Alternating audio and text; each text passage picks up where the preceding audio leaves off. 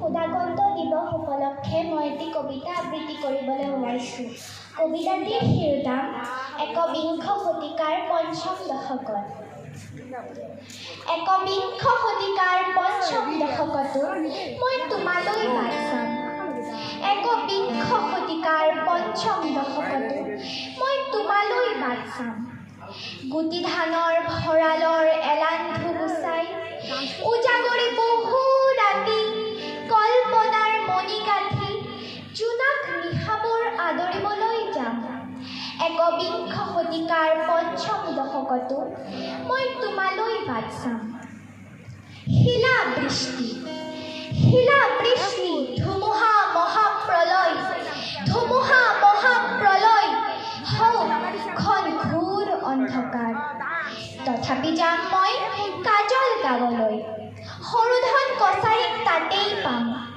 সাৰবাও ব্ৰহ্ম মনেশ্বৰ বাৰী মিলি মানাহৰ পাৰলৈ যাম। টিপকাইৰ পাৰৰ বাগৰুম্বাক হেৰাই বাৰদৈ চিখলা চাম।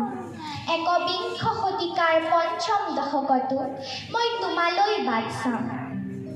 কথা এটি কওঁ শুনা, অ' মোৰ আপোন মানুহ, অ' মোৰ আপোন মানুহ, কথা এটি কওঁ শুনা। স্বপ্ন দেখোঁ মই একবিংশ শতিকাৰ পঞ্চম দশকত। তন্দ্ৰাত মোৰ ভাহি উঠে কুৰুক্ষেত্ৰ মহাৰণ। চেতনাত মই থোপাই ৰাখিছোঁ স্বপ্নহীনতাৰ স্বপ্ন দেখা। বন্ধা পৃথিৱীক বিধ্বস্ত কৰাৰ বিতুহি আছে এক বিধ্বংসী শিহৰণ। অ' মোৰ দেশৰ মানুহ, মোৰ সমগ্ৰ আত্মবিশ্বাসেৰে, দৃঢ়তাৰে, ধৈৰ্য আৰু ন্যায় নিষ্ঠাৰে তোমালোকৰ ওচৰলৈ যাম। গৌৰাং গদাধৰৰ পৰা লাওখোৱাৰ পাৰত বহি হস্তে কন্যাৰ সুৰৰ মূৰ্ছনাত উটি ভাহি যাম, উটি ভাহি যাম, উটি ভাহি যাম। একবিংশ শতিকাৰ পঞ্চম দশকতো মই তোমালৈ বাট চাম। ধন্যবাদ।